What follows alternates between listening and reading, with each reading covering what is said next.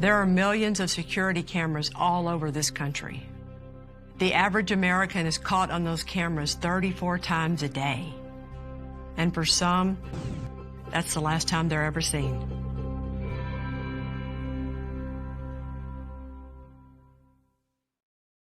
I don't think that I can break your fall. Every time I build you up, you make me feel so small. This time we're in Dunlap, Tennessee, and the chief has asked our old buddy Bill Phillips from Chattanooga PD, Tennessee, when we worked with him 8 years ago, to come work with us again on this case. It'll be fun to see him. It will. Remember Billy Goat Hill? Yeah. That one turned out right, remember? It did. They prosecuted They had a him. trial. In 2014, we assisted Sergeant Bill Phillips in charging LeBron Hollingsworth for the murder of his estranged wife, Vicki. And now we're here again working with Bill, looking into the disappearance of 42-year-old devoted grandmother and mother, Tiffany Holbert. Tiffany grew up right here in this part of Tennessee. Her kids were here, her grandkids were here. Get all kinds of mouths to feed. She worked at McDonald's. She's trying to get by. It's just a harder life than a lot of people realize. Tiffany was a hardworking single mom, supporting her daughters and grandchildren who lived with her. After her divorce, Tiffany began dating a younger man, and she was probably trying to maybe find herself as she entered that next chapter of her life. She always went for a walk around this certain area, around the Sequatchie Dam, from her trailer, and then all of a sudden she disappeared. The problem is, could she be alive? You know, and all these ideas that she ran away because her life was miserable. On June 13th, 2018, Tiffany went out for her nightly walk and was never seen or heard from again. A nearby ATM captured Tiffany getting into her boyfriend, Jeremy Campbell's, car. When investigators learned about possible abuse in their relationship, Jeremy became the prime suspect in this case. Steve, I grew up in a world where ladies walked around all the time with black eyes. I can remember when I was a little girl, I'd be standing there saying, "Mom, just leave him." And what did Mom do? Took him back. It's just seriously the most volatile situation you can have. And I read a case like this and think, it's everywhere, Steve. It's my life. It's not just our job, it's everywhere.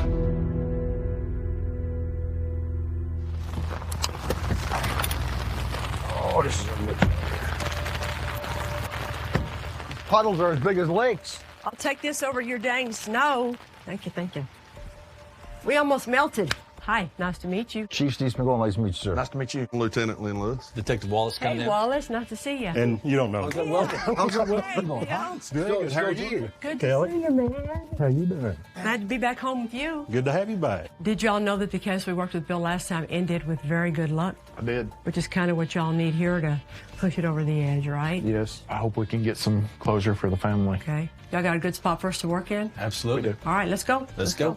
Dunlap PD contracted me to come in to assist with this case, and because of my experience with co-justice in the past, I knew that this was a really good opportunity. Tiffany missing has been like something missing from this community. It's time for some closure for her daughters, her grandchildren, and other loved ones. So we can start with Miss Tiffany up on the board. She was 42. From everybody we've talked to, she was a great mom, devoted grandmother. She had 5 daughters. She had recently been through a separation. She's loving, caring, you know, single mother just trying to get by. So the first thing we can do is let you start running the case down to us. On June 13th, 2018, at approximately 6 p.m., Tiffany Holbert went on a walk just around the neighborhood, which wasn't unusual. The only thing she took with her was her cell phone. A couple hours went by. Her daughter noticed that she wasn't home yet, and she was starting to worry about her. She called her cell phone, and she never answered. Then the following day, her daughter ended up calling 911 and reported her mother missing. The investigators ended up getting some ATM video. Tiffany walks right in front of the camera. You see her make a turn. You see her go into the parking lot. There's a car that actually pulls up, and she gets in the passenger side of the car, and they drive off. Describe the car. Appeared to be a red Pontiac Bonneville sedan. We learned that car belonged to Jeremy Campbell, which was Tiffany's boyfriend. Okay. The night that she disappeared, the investigators asked him about her. He said that he hadn't spoke with her in 3 months. But he changed his tune whenever they said, hey, we got ATM video. Well, when that happened, story changed. Yeah, she did get in the car with me. We were going to go to my house, but he said they ended up getting to an argument in the car. He said he just let her off on Highway 111 on the side of the road, and he went home. And he had indicated that it was somewhere on top of the mountain where he lets her out. Well, the investigators asked him, can you show us where she got let out at? He said, I've hired an attorney. I can't talk to you. Although Jeremy was probably following his lawyer's advice, if he really did just let Tiffany out of his car, you would think he would want to help law enforcement find her. So is it possible that their argument escalated into murder? He was 25, so it's 17-year difference? Yeah, 17-year difference. He showed her some affection, and she just loved him to death. But it seemed like it was pretty common knowledge that he was violent towards Tiffany.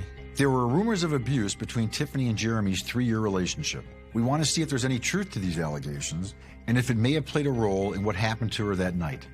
Is there anything else big we need to put under Jeremy? He gives him notes. He had given some handwritten notes to the investigators that he said Tiffany had wrote him, which is kind of odd. According to him, she had written him a note, giving him directions on where to come pick her up. Are we still wondering if they really came from Tiffany? Yeah. After police approached Jeremy with the ATM video, he gave them a handwritten note that he claimed Tiffany had given to him, possibly to show that they had an amicable relationship. On the back were instructions where to meet her that night. We sent that to our handwriting expert for analysis. If it was forged, that could go a long way in proving that Jeremy was involved and trying to cover his tracks. Okay. Now let's talk about Miss Gloria. Jeremy Campbell's mother. She's 44. Yeah. She was pretty approximate to Tiffany Holbert's age. Evidently, she had instructed him not to bring her to his house. At the time of Tiffany's disappearance, Jeremy was living with his mother, Gloria, who did not like Tiffany. So we have to consider the possibility that if Jeremy is responsible, his mom could have helped. Approximately 5 days before Tiffany Holbert's disappearance, Tiffany had been in an altercation at a car wash with Gloria. Physical altercation. Both Holbert and Gloria were arrested. Okay. So you like the date? Yeah, they were set to go to court on 6/15, so just a couple days after she went missing. You're trying to figure out, is she like mad about the car wash incident to where she's instigating the whole thing to see if she's involved, or if she knows more, huh? Yeah. Okay. Next, Mark Coots. How does he know Gloria and Jeremy? He's their neighbor or their friend? When they went and served the search warrant at Gloria's house, where Jeremy lived with his mother, he didn't like that they were messing with Gloria. And while they were explaining the warrant to her, that's when Coots tried to come barging in the door. Okay. Coots was close to this family. So the question is, did he help Jeremy? Yeah. Whether he's involved or not, Mark Coots is right in the center of this investigation. If Jeremy, Gloria, or both of them killed Tiffany, it's unlikely they'll give each other up. So Coots could be a co-defendant or our best witness. All right, we got one more. This is Charles O'Rafferty. He's the father of how many of the kids? I think all of Oh, them. 5. That's right. All of them? Hey, right. Charles O'Rafferty was Tiffany's ex-husband. They were childhood sweethearts, so they have a long history. Charles actually lived in the area that Tiffany did, and they shared custody, so he had regular contact with Tiffany and the children. According to the daughters, the divorce was mutual. But he's on our suspect board because who put him up here? Jeremy threw his name out there. And what did Jeremy say specifically about O'Rafferty? He said they've had domestic situations in the past. While it's possible that Jeremy was trying to divert the investigation from himself, it's clear that we need to learn more about Charles' relationship with Tiffany at the time of the disappearance. Let's consider the idea that Tiffany just walked away. Maybe she just wasn't happy in her life. She had a rough life. Overwhelmed, question mark, right? Tiffany was struggling to get by financially. She was supporting multiple children and grandchildren. She also was dealing with 2 hard of hearing children. She had just had a foot procedure done, which left her in a walking boot. She was recently divorced, and she was looking at an upcoming court date. Every kind of trouble you can have, she had. So she had a lot of reasons to walk away if she could have. It's possible that all that just overwhelmed her. But if she's gone as a result of foul play, then we first need to prove that and then determine if one or more of our suspects is responsible.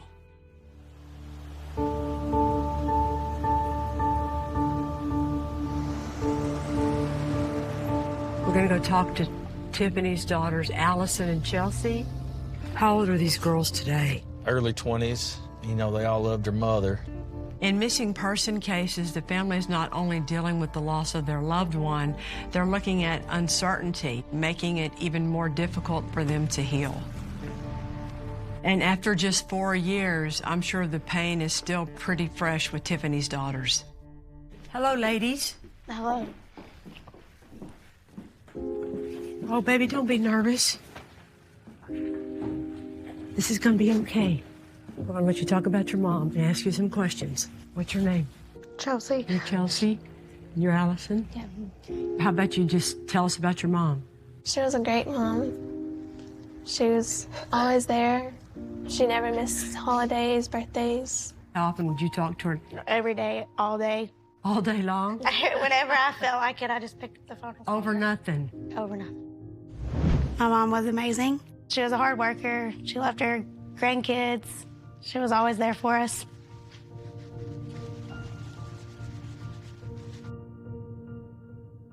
Four years ago, did your mom have anything at all going on with your dad? Just the divorce. They weren't doing a back and forth relationship, romance thing at all? Mm-mm. Can you remember the first time you ever laid eyes on him? This new man, Jeremy? Yeah, when I couldn't stand him from day one. How come? I just didn't like his attitude, and he was our age. They had a pretty tumultuous, I guess, relationship. Was it physical? Or? Yes, it was physical. He would always put her hands on her at one time, and he shoved her up against the refrigerator in front of all of us. She had a black eye at one point, right? Yeah. A big old black eye. Okay. It was bad. Their relationship changed over time. Yeah, she had told us at one point they wasn't dating, and it was a lie. Okay, so she was still seeing him. They were just having sex. And why do you think your mom was hiding it from y'all? Because she knew that we didn't like him. We're going to try and find out exactly what happened, okay? It's just like a nightmare that never ends. Well, yeah, it's the thing. Your nightmare's been going on for 4 years. And I think it's time for us to try and get to some answers, okay? Thank you. We appreciate it. Tiffany's daughters are the same age that I was when I remember my mom being abused. And I know what that feels like, and I know how hopeless you feel when you look at your mom going through all that. Try not to worry, right? Thank you. And it makes me just madder and more determined to try and get them some justice and some answers.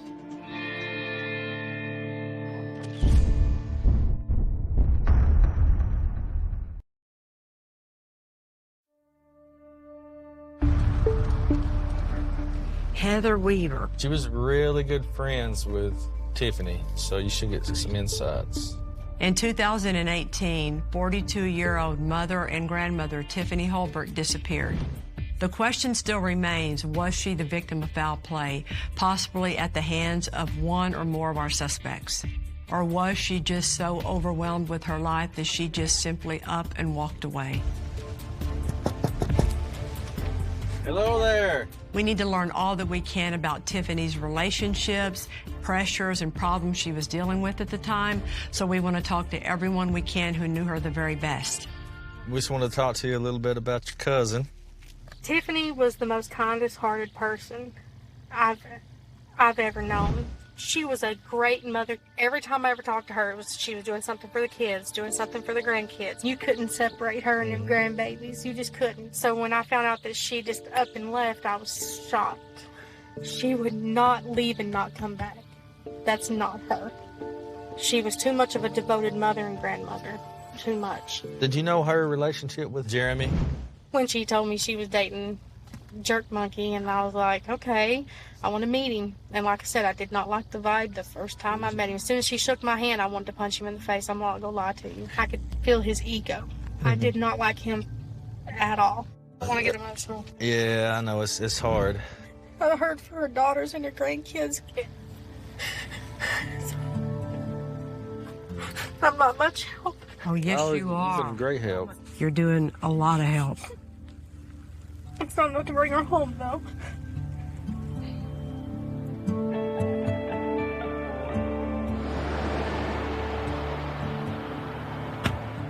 Oh, he's already at the door. Yeah. Hey, you Charles Wynn? Yes, sir. You had worked with Tiffany Hobart a few years ago at the... Yes, sir. Matter of fact, my station was just right in front of hers. But the thing of it is, 2 weeks before she disappeared, she got a management promotion. Can you remember, did Tiffany pick up her last paycheck? She did. You remember that? Yes, ma'am. She was going to up and run. She'd have come and got some money. We already thought that Tiffany probably didn't just walk away, but when you factor in that she had just gotten a promotion at work she was very excited about, and this woman who was so financially dire didn't pick up her last paycheck, it doesn't make any sense that Tiffany would just walk away. Did you ever see her boyfriend? Yeah, I actually had to run him off the property once because he, when I got there, I was a little late, and he actually had his arm in the car. He was trying to reach in and grab hold of it. Did she look scared? Oh, yeah. How did she share that with she'd you? tell us stories back there that would just, it would scare you to death. I mean, give us the stories. Her and her daughter had left and went to the grocery store. Well, I guess they didn't get back in time. Well, he shows up down there, literally reaches in the car and grabs her by the throat and tries to pull her through the window. That's what she had been telling us. All right. Thank y'all very much. Guys. I appreciate your time. Charles witnessing the violent act by Jeremy not only suggests that the rumors were true, but if Jeremy killed her, it could be a clue into how he did it. Hi, Dawn. This is Detective Cunningham with the Dunlap Police Department. We're doing an investigation into Tiffany Hobart. Yeah, I worked with her at McDonald's for years. The last time we seen her, I mean, she was coming in with bruises on her. So you saw bruises? Yeah. Did anybody ever ask her where she got the bruises? She told us that it was from the guy that she was dating at the time, and I think she said his name was Jeremy. Jeremy? Okay.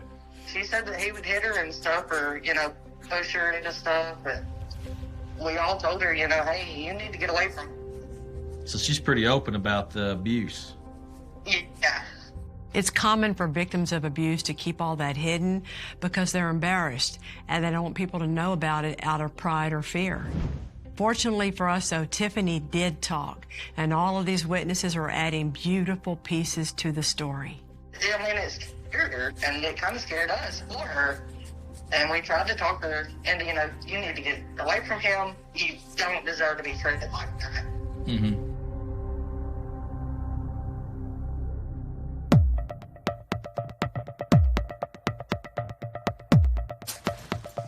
How you doing? Hey, I'm Danny. I'm little brother. Steve McGold. Nice to meet you. Nice to meet you. We've been getting great information from Tiffany's friends about her allegedly abusive relationship with Jeremy, but we're hoping she opened up even more to her father and brother. So we just wanted to sit down with you guys and ask you a few questions and let you tell us what you think about the relationship she was in. Used to smack her around. And you're talking about Jeremy now? Yeah. She'd come home with black and bruises, and we'd ask her, what happened? Oh, I fell. We knew better. But she would never tell us that he would do all this. But it was all the time she'd come home with black and bruises, her eyes black. Did you know when she would come home like that she had been with Jeremy? Oh, yeah. Oh, yeah. Because he'd pull up and drop her off. Yeah. I do have a question. Wayne, her ex-husband, been brought in for question. You talking about old Rafferty? Yeah. I mean, he's part of the investigation. I lived with him when I was a teenager, so I know how he was with her. Well, just tell me a little bit about that. Drag me into her, he'd tell her all the time, you leave me, I'll kill you, I'll make sure you won't have nothing, all that other stuff, Okay. We were thinking we'd be getting more on Jeremy, but instead we're hearing about Charles. And it sounds like their marriage was a lot worse than we initially thought. And we need to take a harder look at Charles as a possible suspect. We need to get something done. We need to get something done.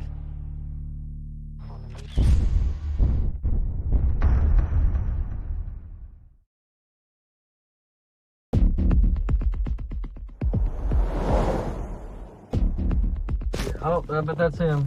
Just like his picture. Oh, this is a beautiful hill here. How's it going? I'm Wallace. You care if I call you Chucky or you want me to call you? Everybody call me Chuck. Chuck? All right. Tiffany's ex-husband, Charles O'Rafferty, became a suspect in this case after Jeremy mentioned his name to law enforcement. I appreciate you talking with me. Well, I ain't got nothing to hide. We need to talk to Charles about his relationship with Tiffany and where he may have been the night Tiffany disappeared. How old were you guys when you got together? Tiffany was like 12 and I was 13. So you probably know her better than anybody. Well, I used to think I did. Yeah. Until we got a divorce. How would you describe your and Tiffany's relationship? I loved her and she loved me. Did y'all fight?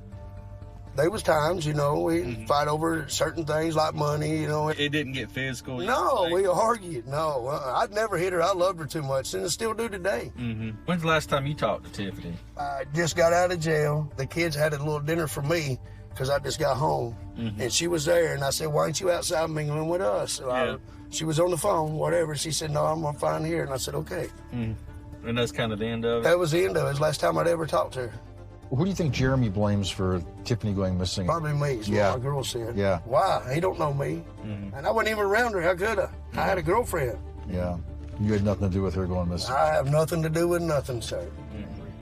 But I wish it was over one way or another so my children get rest, because you don't know how they call me. And it's hard to be a strong daddy with somebody that you love is not there. Yeah, it's rough. You can tell he still loves her even after their divorce, and he seems sincere. He's trying to be there for his daughters after the loss of their mother. More decent than I thought he would be, I'll tell you that. Seems like he's authentic. This is Alicia. Hey, Alicia. This is Wallace up here at the police department. Now that we've talked to Tiffany's ex-husband, we're going to turn our focus back to the other man in her life, Jeremy Campbell. The day before Tiffany went missing, according to reports, she saw her friend Alicia Green, who handled her car loan at the local bank. You had talked with her the day before she went missing at the American Trust. Do you remember anything about that day? Actually, that day she came in to make her payment. She was telling us her boyfriend and his mom came down there, and they got in a fight and they threw her key. What did she say about her boyfriend? Just how he was mean and controlling. Do you think she was scared of him?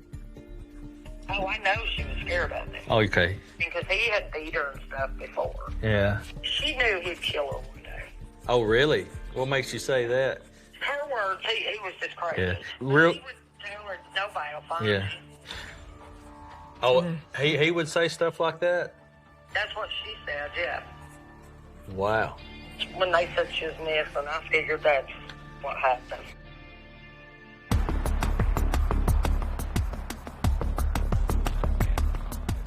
Mr. Sperry, can you hear us? I can hear you, yes. Okay, guys, this is Grant Sperry. He is a handwriting analysis expert, so let's see if he can bring us some luck today. With everything that we're learning about Tiffany and Jeremy's relationship, it's time to take a closer look at the love note that he gave law enforcement after being confronted with the ATM video. He claimed that she wrote it, as well as the instructions on the back about when and where to meet the very day she went missing. We sent the note and some handwriting examples from Tiffany to our handwriting expert for comparison. If the note is a forgery, that could be a huge piece of circumstantial evidence where Jeremy was trying to cover up his involvement. Tell us what you got, Mr. Sperry.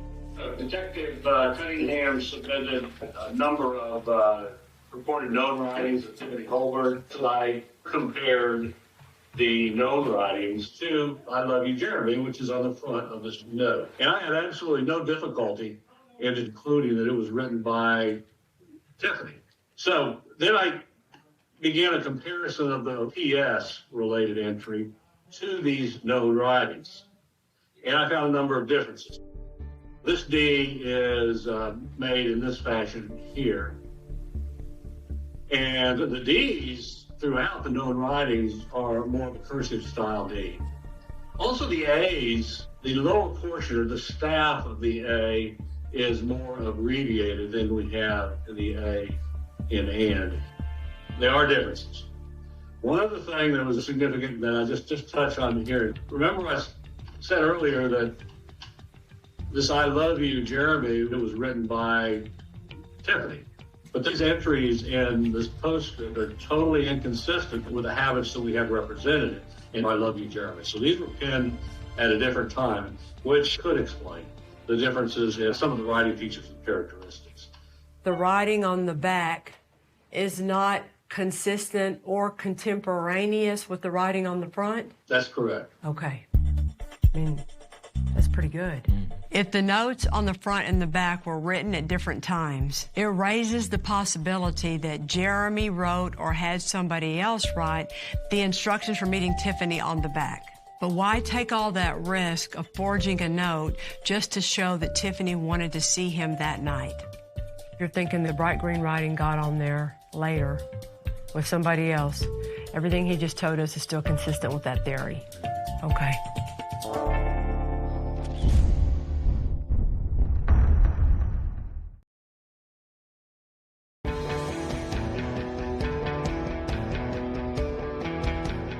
But have you thought about that if you didn't have that ATM camera shot, where your case would be without it? I don't know if we'd have a case. I know. We know from our ATM video that Tiffany Hobart got into our suspect Jeremy Campbell's maroon Pontiac and they drove off. But in the hopes of trying to better understand her mindset in those final moments, we want to take the walk that she did from her trailer to the bank. This is our trailer. Help me understand the walk. Tiffany made this little routine walk. This day, she walked a little longer than normal, and she didn't have her grandkids with her. So I guess she would come out the steps there. She would go down the gravel drive, turn left. So let's walk up to appreciate kind of where she's going. As I walk in Tiffany's footsteps, I appreciate how at the age of 42 years old, she was trying so hard to regain her youth. And then she hooks up with this guy so much younger than her who was allegedly abusing her. And all she was trying to do was do everything she could to please him, to keep him happy. This is already a good walk on a hurt leg. She gets up somewhere, I believe, in this area. Okay. And then you see the maroon vehicle pull on to that lot. Okay, so that's where we first see the red car. Right. This is when Tiffany throws her hands up. Why do you think she does that? I think she's frustrated because now she's got to walk there. So then she just walks across the street. He made no effort to make this easier on her, you know? No. Okay, so here's where he stopped, right? So Tiffany comes up, the passenger door opens, she goes in the vehicle, and then the door closes. Okay. And the car takes off pretty quickly? That way toward Highway 111. And we don't know which way it goes on 111, huh? Can't tell. Can't tell. Okay. Because, Steve, he's not taking her somewhere to start a fight. He's taking her somewhere to get some. I don't think they ever got that far. He's going to have sex. That's the only thing he can think about. We don't know what Jeremy's intentions were that night. Police searched his vehicle and found no evidence of sexual intercourse or a struggle. Maybe an analysis of Jeremy's text messages will give us an indication of his state of mind that evening. So the last time you ever see Tiffany alive is right here. Right here. That's the last known video of her being alive or anywhere. Dang, that's just luck, you know it? That she happened to walk in front of that camera.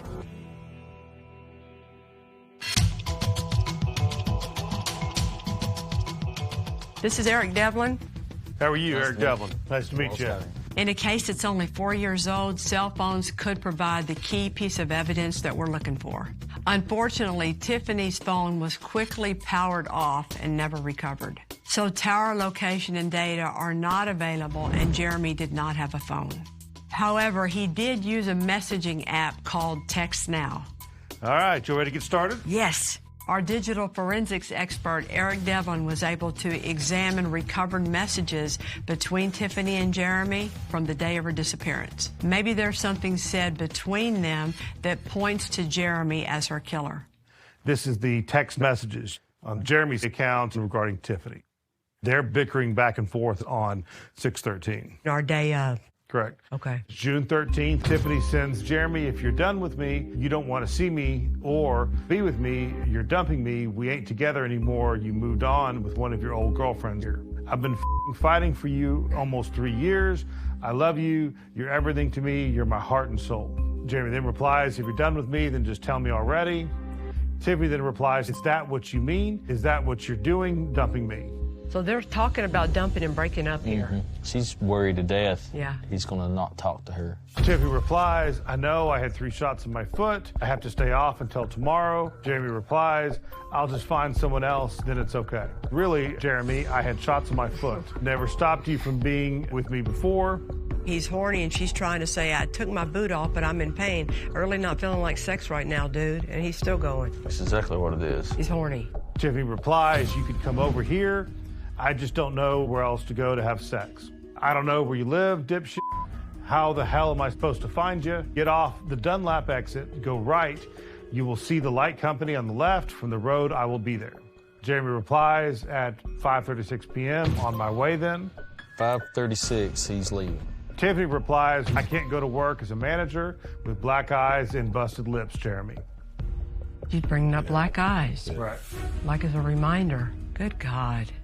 When you hear the nature of their relationship and how horribly mean Jeremy is to Tiffany, you can kind of feel how borderline desperate she is to try and keep that relationship going, which makes it really, really sad. I don't know where we're ever going to get a case that has this much information just from text messages. It's wonderful. What also is interesting here, starting the one at 5 o'clock p.m., these messages are actually all deleted at this point in time. All these are deleted messages. Yep. Oh. Our records show that these texts were the last time that Jeremy ever contacted Tiffany, and they were deleted possibly by Jeremy initially trying to hide the fact that they had met up. Is it possible that after the police department confronted him with the video showing her getting into his car, he felt he needed to explain how he knew when and where to meet her that day? So he took an old love note she had written, added the instructions on the back, and gave them to the police. This I love you, Jeremy, and this postscript are totally inconsistent, so these were penned at a different time. Was Jeremy going through extra efforts to cover his tracks? It shows time, it shows motive, it shows mindset, it shows everything.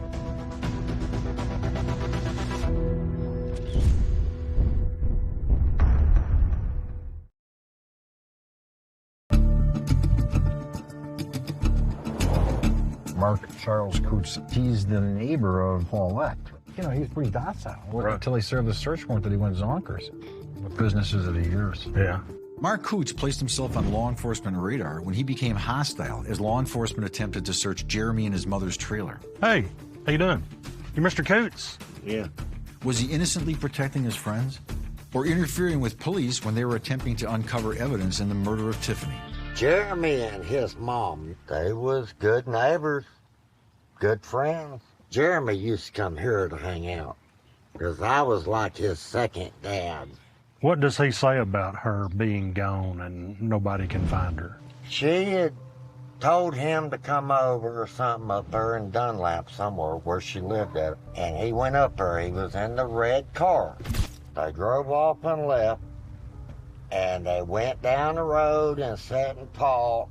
They got into an argument. She seen somebody she knew in a white pickup truck. So she jumped out of the car. She got out of the car and told Jeremy, you. And she got in the truck with some man in a white pickup truck. And I don't quite believe that, but that's Jeremy's story. Mark Coots is giving us a new version of Jeremy's story, that Tiffany drove off in a white pickup truck. If he was involved with Jeremy, it doesn't make much sense that their stories wouldn't match. This sounds more like Jeremy couldn't keep his story straight. No bullshit. You think Jeremy killed her? Well, I didn't think so.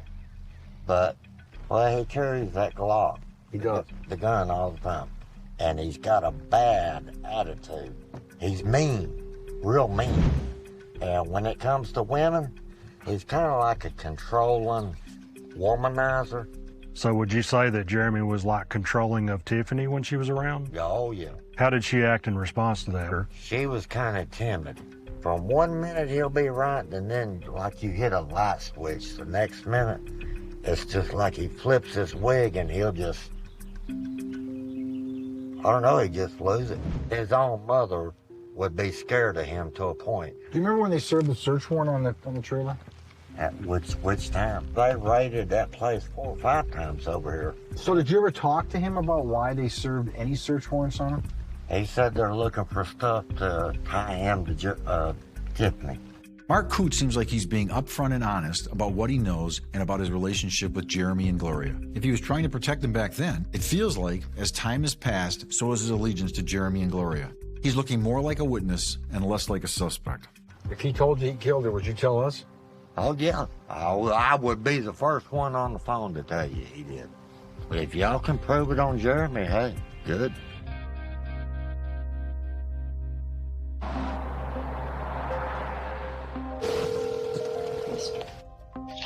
Hello, my name's Detective Wallace Cunningham with the Dunlap Police Department. I was trying to reach Gloria Paulette. How are you, sir? We're trying to find Jeremy, who we believe is out in California with his mom, Gloria, and we have questions for her, too. So we're going to give her a call, trying to kill two birds with one stone, hoping to get answers from both of them. I'm still investigating my missing person case. You've got questions, I can answer them. I don't have a problem. Yeah, there's quite a bit of age difference between her and Jeremy. She was like closer to your age than she was his. What do you think about that? Her children and her family weren't happy about that. Oh, yeah, not at all. I know this might sound like it's convenient for me to say, Mm-hmm. but Miss Holbert had wanted to leave. She wanted to travel the world and wanted to completely just get away from all of that. It seems like Gloria is really trying to push the idea that Tiffany just skipped town. Could it be a way to try and get the focus off of her son? Jeremy was the last person to see her. He picked her up in the car, and then he said he let her out. You say he might have been the last person that seen her, Mm-hmm. but after she left the car, you don't have no idea who else she might have seen or been with after that. That's no proof that we did anything to her and that, she's gone or anything like that. Mm-hmm. Doesn't mean my son had anything to do with it. Is Jeremy living with you? No, and he's living with his father. I would like to talk to him. His father's not going to let you talk to him unless he's in the conversation. Yeah. Because my son's head has been messed with plenty of times already. But all right, well, it was good talking to you. Okay, no problem. Bye-bye. We don't have contact information for Jeremy's dad. Gloria would not provide that to us. Even if we got a hold of his dad, he's going to run interference for his son.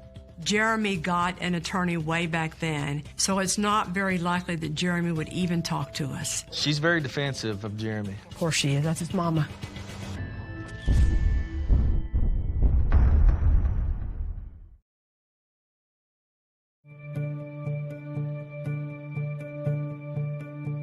So why don't we go through all the people up on the board from when we started? And did you say that your chief might want to come in here and listen in on all this? Do you want me to check on that, Yeah, Kelly? yeah. See if he's ready? See if he's ready. Okay, just a second. Even though we weren't able to directly question our primary suspect, Jeremy Campbell, we're feeling pretty good about this case. He's ready. Chief Randy Phillips is going to join us to help us review everything we've learned about our suspects and the possibility that Tiffany Holbert just left on her own. So, did she walk away? We spoke to all her family, friends. That's so out of character for her. She wouldn't walk away from her grandkids. She was too much of a devoted mother and grandmother. She never picked up her last paycheck. She was going to let run. She'd have come and got some money. People who were holding out hope in the beginning, I think even those people are now realizing that Tiffany's not coming back. All right, so walked away. Everybody's in agreement on that. Chief, you too? I don't see anything that points to the fact that she walked away. So, Charles O'Rafferty, Tiffany's ex-husband, the father of all of her children. They did argue and fight some, but he said it never turned physical. I'd never hit her. I loved her too much, and I still do today. Mm-hmm. He was as honest as anybody I talked to in this case at all. And he's only on our board because Jeremy threw his name out there. So everybody's good with taking Charles O'Rafferty off the suspect board. Now we're getting over here and see what we think about Mr. Mark Coots. He actually questioned Jeremy a little bit about what was going on with Tiffany. She got in the truck with some man in a white pickup truck. And I don't quite believe it, but that's Jeremy's story. Mark Coots, everybody's good with scratching him off the board as a suspect. Okay, what do we do with Gloria Paulette, his mother? I don't think you're ever going to be able to prove that Gloria's involved with this here because I don't think she is. That's no proof that we did anything to her and that, she's gone or anything like that. Doesn't mean my son had anything to do with it. We considered the idea that Gloria might have been involved because she did not like Tiffany and they were involved in a physical altercation.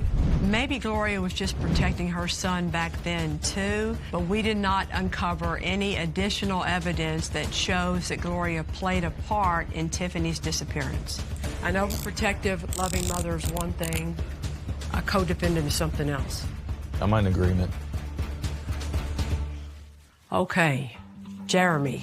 At first, He denied seeing Tiffany for 3 months until he was confronted with the evidence, like, hey, buddy, we have you on video picking her up. Co-workers knew that Jeremy was beating Tiffany. She said that he would hit her and stuff. Well, he shows up down there, literally reaches in the car and grabs her by the throat and tries to pull her through the window. How about what Tiffany told Alicia Green the day before she went missing? He was just crazy. Yeah. He was no biopsy. Yeah. And then you go through those text messages. Literally, the last message she sent him was, I can't go to work as a manager with bruises and busted lips, Jeremy. Also, the text messages are deleted. Starting the one at 5:00 p.m., these messages are actually all deleted at this point in time. Minutes before she leaves her trailer and takes off her boot to hobble down the street to go make him happy, she climbs in that car on this video and has never seen or heard from again. Nice.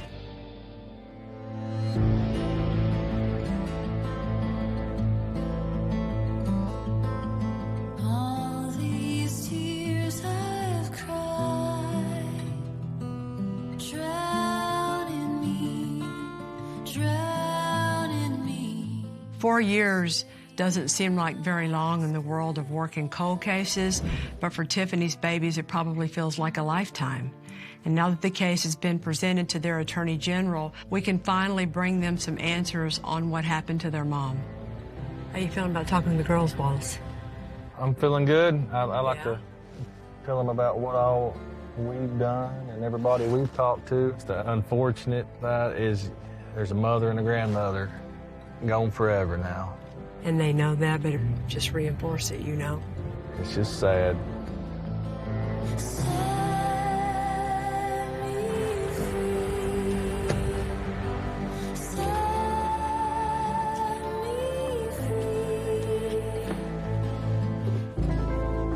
Hello, ladies. Hello. How are y'all doing today? Good, how are you? Good.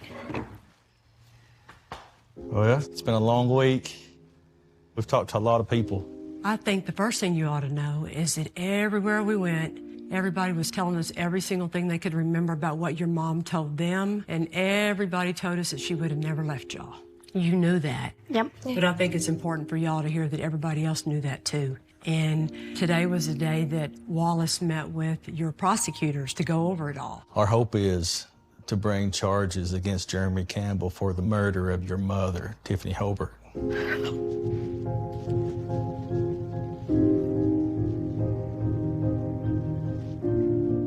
I'm very thankful that the Dunlap place is doing everything they can to find out what happened and give her justice. I'm happy. I just want whoever did something to her to pay for it. The prosecutor wants to meet with all of you girls in person. You need to all be sitting there to represent your mama. You look them in the eye and you say, we want you to fight. You are the victims here too. We want justice. That's right. Give me a hug. Come here, girl. I love you. Thank you. Take care of your babies.